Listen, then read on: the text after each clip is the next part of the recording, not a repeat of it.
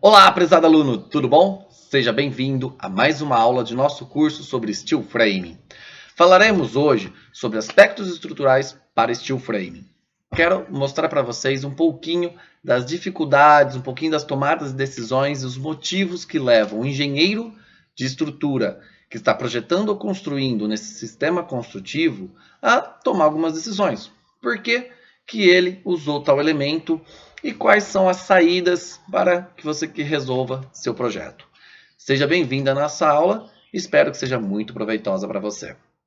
Primeiramente, gostaria de falar da principal diferença entre steel framing e alvenaria convencional, que é a mais empregada nas obras e edificações brasileiras. A principal diferença é a questão estrutural. Nós podemos dizer que na alvenaria nós temos pilares a cada 3, 4 metros, dependendo do projeto de arquitetura e também do projeto de estrutura. Então, se nós temos pilares a 3, 4 metros, esses pilares eles suportam a carga das vigas, que nós temos ali então os pesos de laje, peso de cobertura, peso de outras paredes, que são transmitidos para as vigas e das vigas para os pilares e assim para a fundação. Isso acontece na alvenaria, com pilares a cada 4, 3, 5 metros de distância.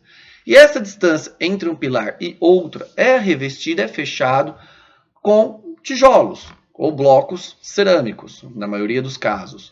Então esse miolo da parede, esse fechamento da parede, ele não tem função estrutural de suportar as cargas verticais, que na verdade elas são transmitidas para os pilares e vigas da obra.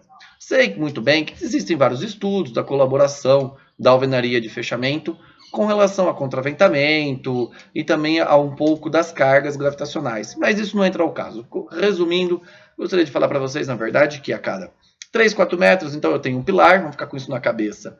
Eu tenho um pilar a cada 3, 4 metros, as cargas dessas vigas, elas são direcionadas para os pilares e ali para a fundação. E esse meio, esse enchimento é realizado por alvenaria, basicamente sem função estrutural, apenas para uma função de vedação. Já no steel framing, quando nós vamos falar de steel framing, nós sabemos que cada montante, cada pilar de steel framing, ele está instalado numa distância equidistante, né? Está ali a cada 400, 600 milímetros. E ele, na verdade, é um pilar. A gente pode fazer uma analogia da alvenaria e chamar ele de pilar nesse momento. Então, eu teria para o steel frame um pilar a cada 40 ou 60 centímetros, eu tenho um pilar. Como aqui a minha parede, ela é estrutural, porque eu tenho vários pilares, então ela é uma parede estrutural. E por ter vários pilares, faz com que todo aquele peso proveniente de cobertura, laje, outras paredes, seja transmitido e seja dividido por uma grande quantidade de elementos. Então, enquanto na alvenaria eu tenho um pilar, uma viga que leva essa carga para um pilar, me concentra a carga, então eu fico com carga concentrada, então esse pilar ele precisa ser robusto o suficiente para suportar essas cargas. Já no steel framing eu tenho diversos pilares, são muitos pilares. Cada pilar suporta um pouco da carga. E ao somar todos esses poucos de cargas, digamos assim, faz com que o sistema seja altamente resistente. Então, eu estou dividindo aquela carga por uma grande quantidade de elementos. E faz com que esse fechamento ele seja estrutural. Isso é muito importante entender essa diferença, porque ela é fundamental quando nós analisamos custos, analisamos execução e tomamos decisões de obra. Por exemplo, se eu tenho que fazer uma vedação, que ela pode ser usada como estrutura, fazer um fechamento, que eu posso eliminar os pilares e as vigas da alvenaria e usar aquele fechamento como estrutura, faz com que eu use a característica de vedação e de estrutura do steel framing, e isso fica muito bacana. Agora, se nós temos uma estrutura metálica já pronta, já instalada numa edificação, e aí eu só vou fazer o fechamento, eu acabo perdendo essa necessidade de estrutura que o steel framing me dá. Então, a gente acaba tendo o mesmo custo e perdendo uma de suas principais funções e características. Da imagem que eu mostro para vocês, eu mostro uma de nossas obras, um de nossos projetos, onde do lado esquerdo eu resolvi a estrutura utilizando o steel framing. Essa aqui é uma foto durante uma das etapas de construção. E no lado direito eu tenho estrutura de aço convencional. O que a gente consegue entender nessa imagem? Exatamente que no lado esquerdo eu tenho uma pequena carga, pequenos vãos e muitos elementos construtivos. Como eu tenho esses elementos na verdade são vários pilares, eu tenho vários pilares, eu tenho paredes, eu tenho fechamentos, eu consigo ter então vários pontos para instalar minhas cargas, para transmitir minhas cargas para a fundação.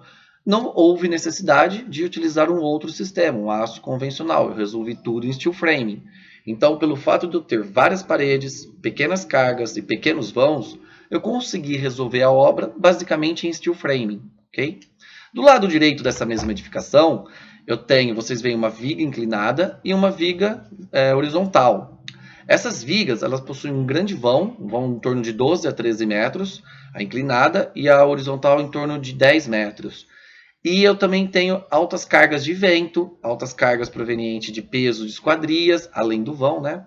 E também uma questão estética, além de ter ali nessa região um balanço de 2,5 metros aproximadamente.